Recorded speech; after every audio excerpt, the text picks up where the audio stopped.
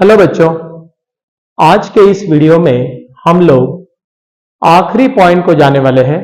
अभी तक हमने ये सारे पॉइंट्स कवर किए हैं इनवर्स ट्रिग्नोमेट्रिक फंक्शन में। इसके जो पहले वीडियो के ये जो चैप्टर है, इसके जो पहले 3 पार्ट्स आए हैं, पार्ट 1, पार्ट 2 एंड पार्ट 3, उसमें हमने ये सब कवर किया है। अभी हम लोग आखिरी के पार्ट को जा रहे हैं और आखिरी के पार्ट में इनवर्स ट्रिग्नोमेट्रिक फंक्शन, ये पॉइंट हमको देखना है। So let us start with.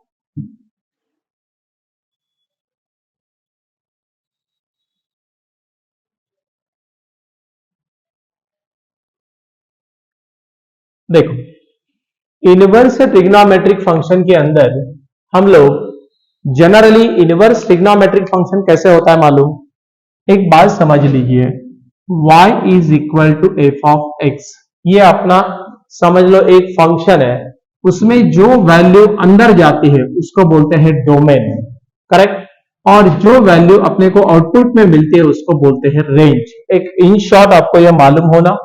सो अभी अपने को यहाँ पे डोमेन एंड रेंज दिया है, तो इसलिए आपको बताया कि y equal to F of X में x जो इनपुट जो अंदर जाती है वैल्यू उसको बोलते हैं domain, input value for your function, और हमको जो वहां से आउटपुट मिलता है उसको बोलते हैं रेंज, करेक्ट? ये थोड़ा समझ लेना। अब देखो यहां पे ऐसा है, y इज इक्वल टू, मान लो मैं एक फंक्शन लिया sin x, करेक्ट? अब ये कौन सा फंक्शन है? ये फंक्शन है ट्रिग्नोमेट्रिक फंक्शन, बराबर है। और ये ट्रिग्नोमेट्रिक फंक्शन में जो x की वैल्यू होती है वो अंदर, मतलब x की जो वैल्यू हम इनपुट देते हैं उसको हम क्या बोलेंगे? That is a domain. और हमको जो y मिलेगा वो अपनी क्या रहेगी? रेंज।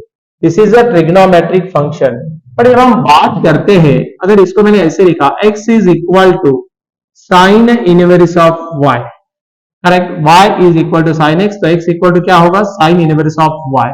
अब यहां पे क्या हो जाता है, हमारा y क्या हो जाता है? हमारा y हो जाता है इनपुट, और हमको x क्या मिलता है? आउटपुट मिलता है, correct? So nothing but trigonometric function में जो जनरली आपका डोमेन होगा वो इनवर्स में क्या होता है?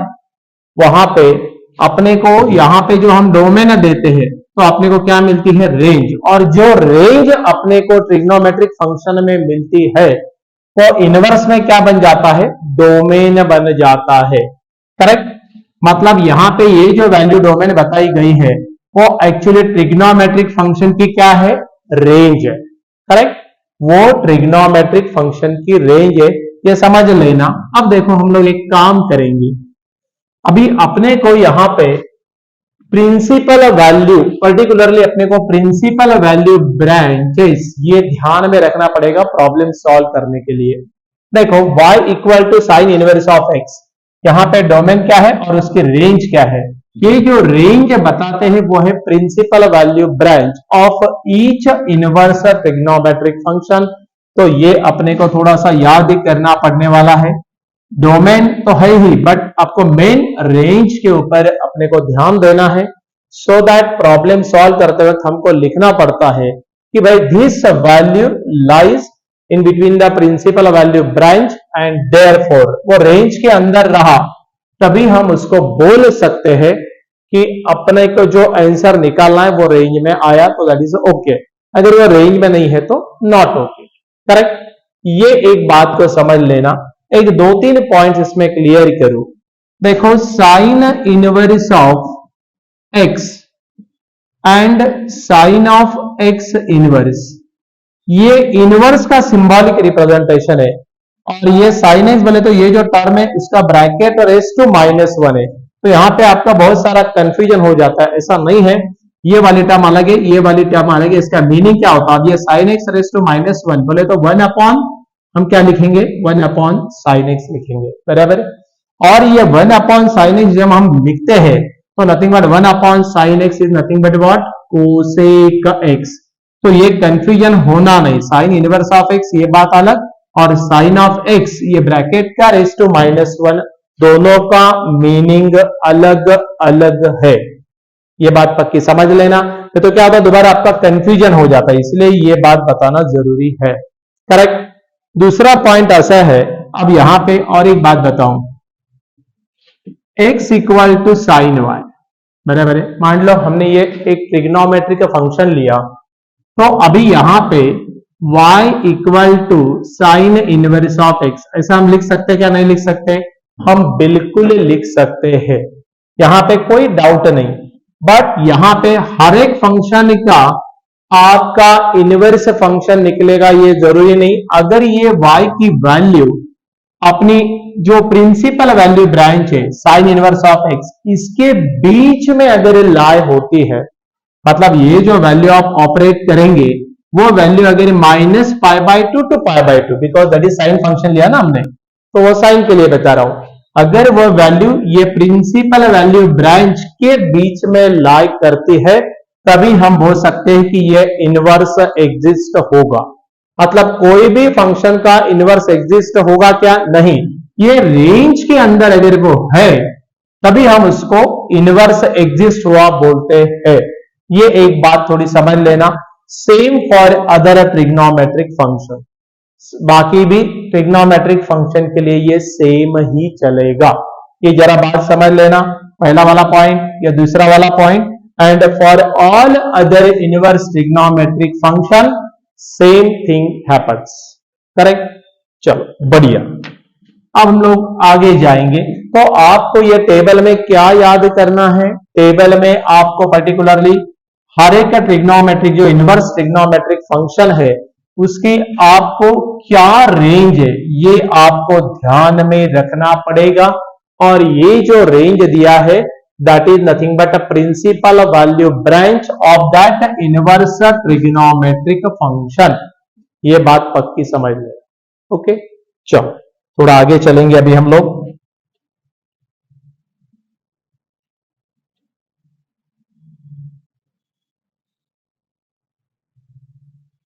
नेक्स्ट वाला जो पॉइंट है अपना,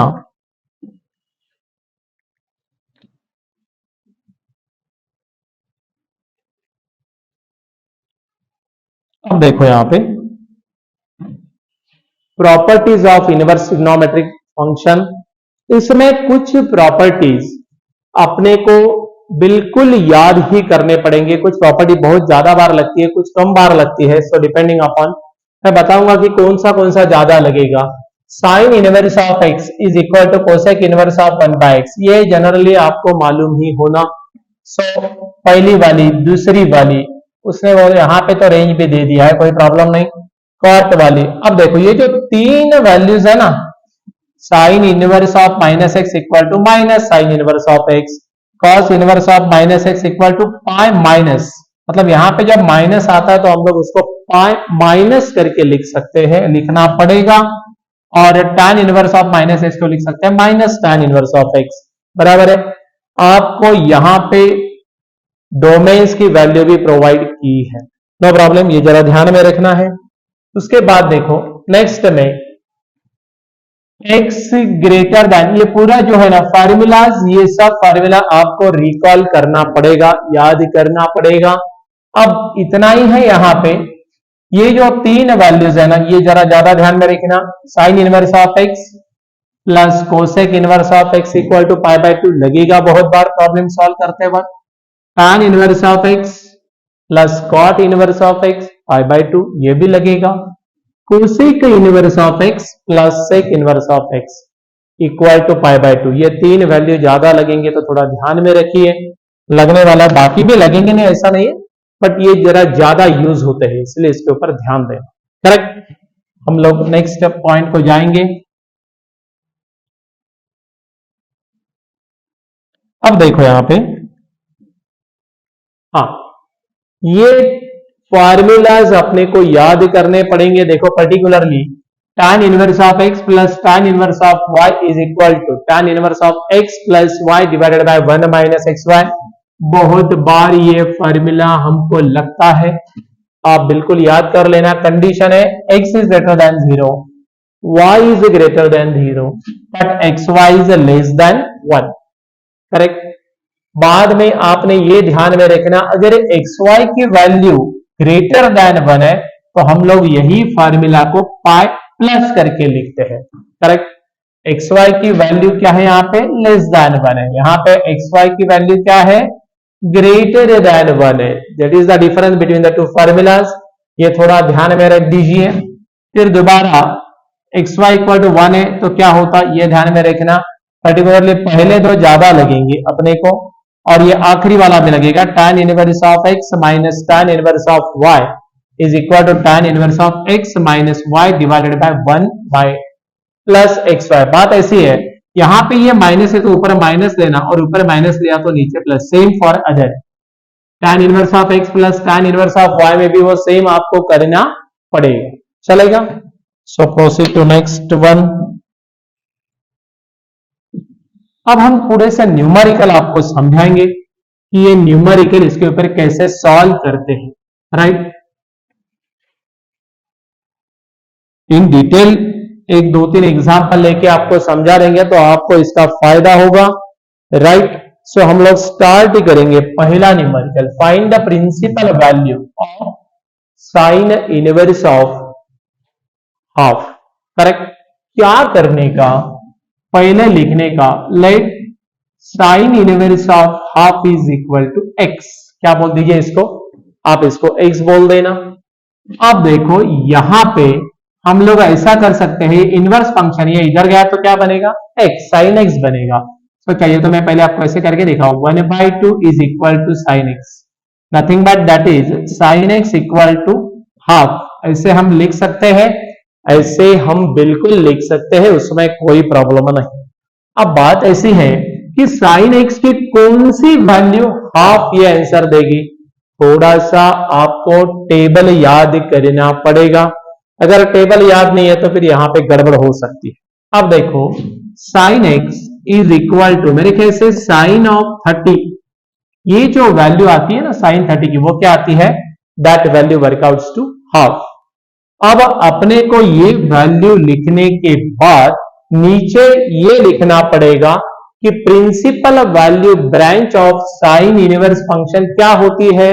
अभी आपको बोला था टेबल में से वो वैल्यू याद करनी पड़ेगी, that is nothing but from π/2 to -π/2, है ना। ये वैल्यू आपको याद करनी पड़ेगी, तभी अपन ये प्रॉब्लम को सॉल्व कर सकते हैं। अब देखो मैंने बोला ना, कोई भी इनवर्स हम ट्रिग्नोमेट्रिक फंक्शन बनाते तो प्रिंसिपल वैल्यू के अंदर रहना, प्रिंसिपल वैल्यू ब्रांच के अंदर। तो यहां पे ऐसे लिखना पड़ेगा, the principal value of sine inverse of x, the principal value branch of sine inverse of x is lies between,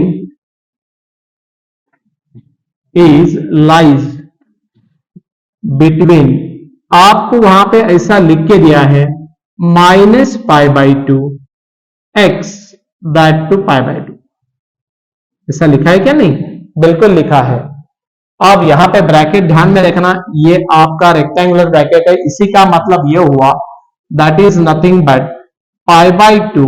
अपनी x की वैल्यू कितनी है, π/6, है ना, x की वैल्यू आई है π/6, और ये जो π/6 वैल्यू अपनी आई है, ये वैल्यू डेफिनेटली ये रेंज के अंदर लाई करती है क्या, नहीं, हाँ बिल्कुल ही करती है, करेक्ट। तब हम इसको आराम से बोल सकते हैं, and therefore required principal value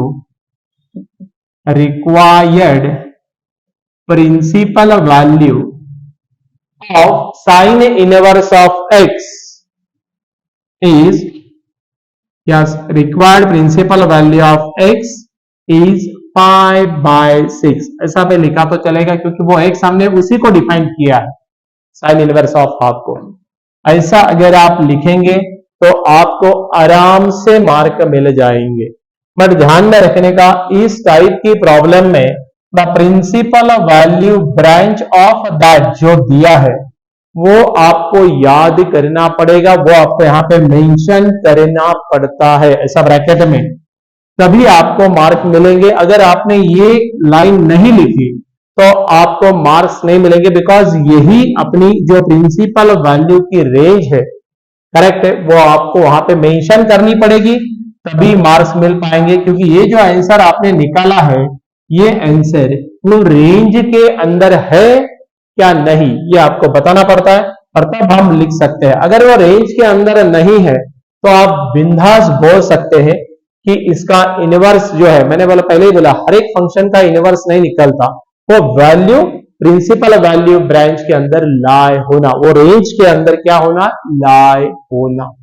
correct, चलो बढ़िया, ये थोड़ा देख लो, यही आपका इसका आंसर है। मैं एक 2-3 एग्जांपल लेके आपको ये समझा दूं सो दैट फिर आपको इसका यूज करके प्रॉब्लम सॉल्व कर सकते हैं। गेटिंग इट और नॉट? चलेगा? चलो ब्रैकेट की तरफ जरा ज्यादा ध्यान देना, राइट? एक होती है ओपन इंटरवल, एक होती है क्लोज्ड इंटरवल, है ना? सो यहां पे दिस वैल्यू इंक्लूड, क्योंकि ये क्लोज्ड इंटरवल है। चलेगा? हम लोग एक नेक्स्ट प्रॉब्लम लेके और आपको समझाएंगे, एक बार देख लो। चलो बढ़िया, ये मिटा देता हूं।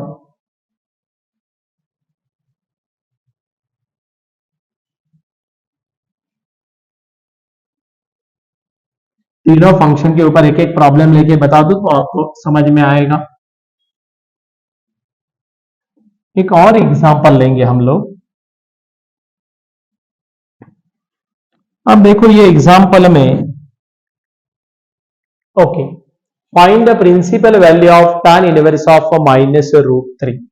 पहला काम करने का, let tan inverse of -√3 is equal to x। No problem.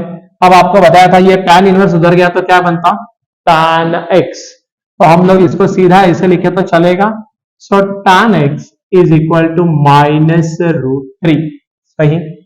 अब मेरे को ये बोलो tan की कौन सी वैल्यू आपको -√3 आंसर देगी?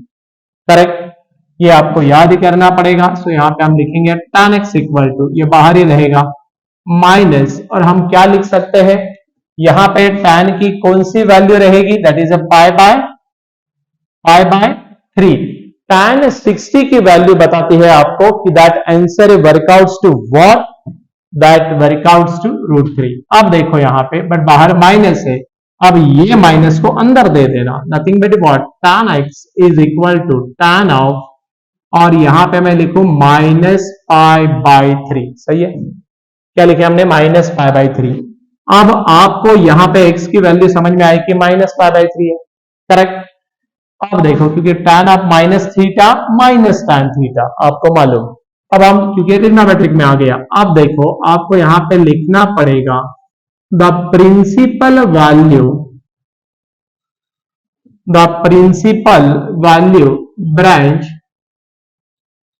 The principal value branch of tan inverse of x is, क्या है principal value of tan inverse of x, that is from -π/2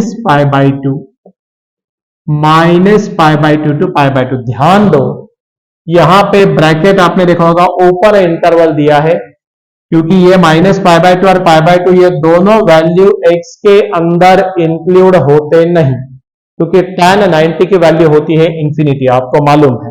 correct.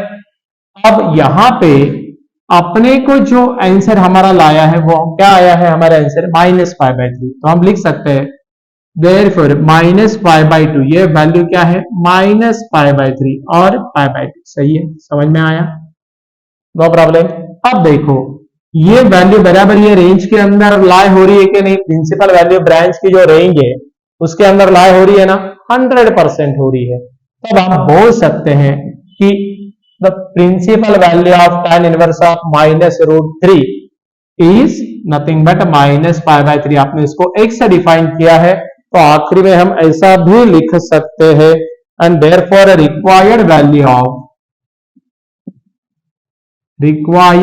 Of x इस उसी को डिफाइन किया, इज -π/3। यही आपका क्या होगा, आंसर। करेक्ट। दोबारा मैं आपको बताऊं, ये वाला लाइन लिखना बहुत ही जरूरी है। करेक्ट, ये वाली लाइन याद से लिखना, इसलिए principal value of each and every trigonometric function आपको याद करना पड़ेगा। आपने पहले दिए वाले को x बोलने का, x बोलने के बाद ये जो माइनस है इसको क्या करना है वो देखने का, अंदर भेजने के बाद एग्जैक्टली वो वैल्यू जो आएगी वो आपकी x की वैल्यू आएगी, क्योंकि tan tan फंक्शन दोनों तरफ सेम, x की वैल्यू ये जो आई है ये वैल्यू प्रिंसिपल वैल्यू ब्रांच के अंदर होगी, तभी आप बोल सकते हैं कि वो क्या है, that is the required value of x क्या है। Correct, no problem. एक बार go through it so that हम लोग फिर आगे चलेंगे। हमको आगे नेक्स्ट प्रॉब्लम को और एक प्रॉब्लम लेके आपको समझाता हूं तो आपको जल्दी समझ में आएगा। नो प्रॉब्लम, देख लो एक बार। Proceed to next problem. देखो हम इसको मिटाते अभी।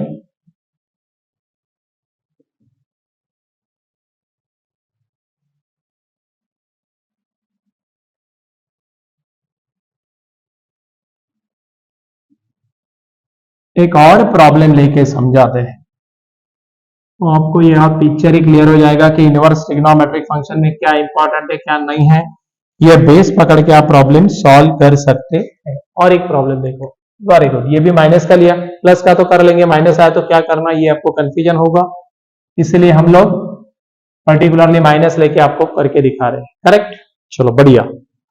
अब देखो यहां पे पहला काम क्या करते हैं हम लोग, let cos inverse of minus half is equal to क्या लिख, x, बराबर है। अब ये cos इनवर्स से इधर गया तो क्या होगा, cos x, तो मैं ऐसा लिख सकता हूं कि हम लोग cos x equal to minus half, बिल्कुल लिख सकते हैं, नो प्रॉब्लम। अब आपको ये मालूम होना जरूरी है कि ये cos का कौन सा वैल्यू हाफ आंसर देगा, कौन सा angle particularly.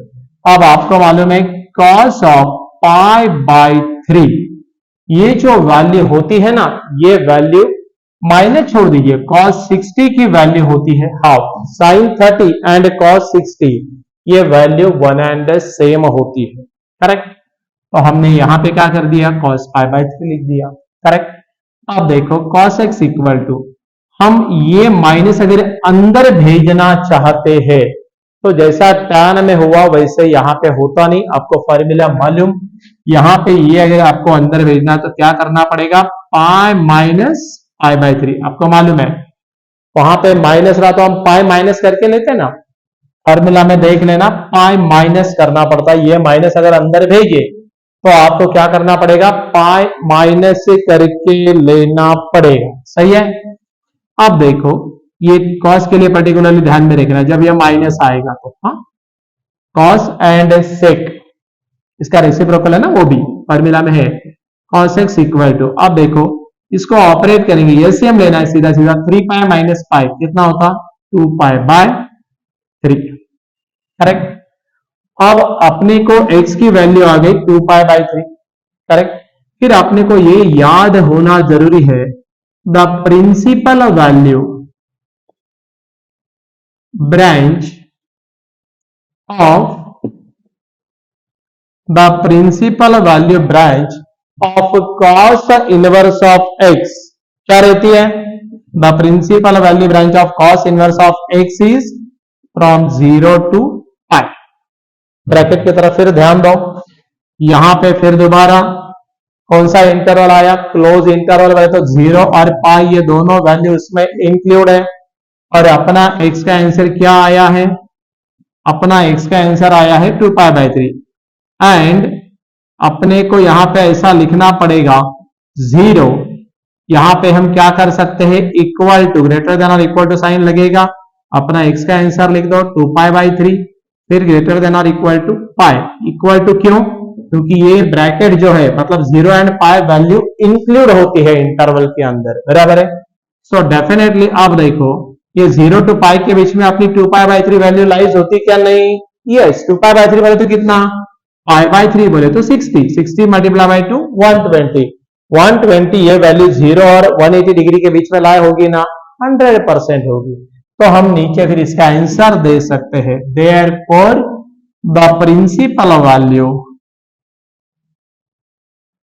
and therefore the principal value of x, आपने x को इसको डिफाइन किया है, is क्या लिखे, 2π/3 और यही आपका इसका क्या होगा, आंसर होगा।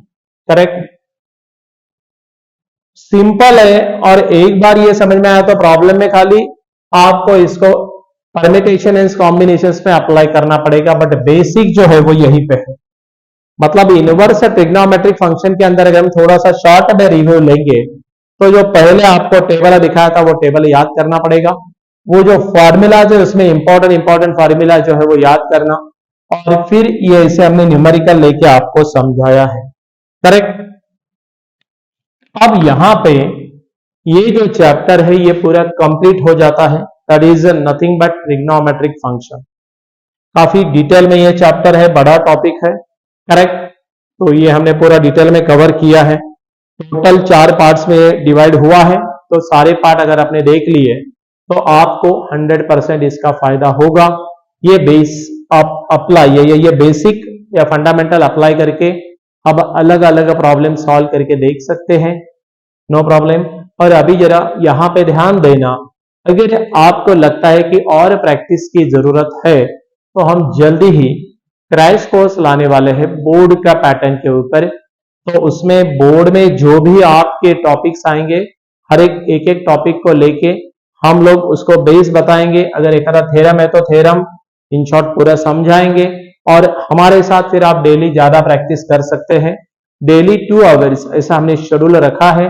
जल्दी ही हम लोग उसका वीडियो रिलीज करेंगे कि कैसे हम करने वाले हैं। So be in touch with us for that.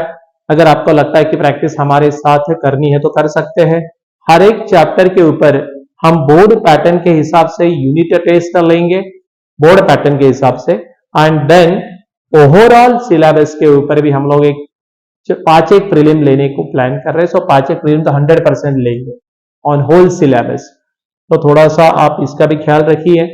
अगर आपको लगता है ज्वाइन करना है तो कर सकते हैं। पर्टिकुलरली जनवरी में हम लोग ये लॉन्च करेंगे फॉर 45 डेज, तो उसका भी ध्यान रखना।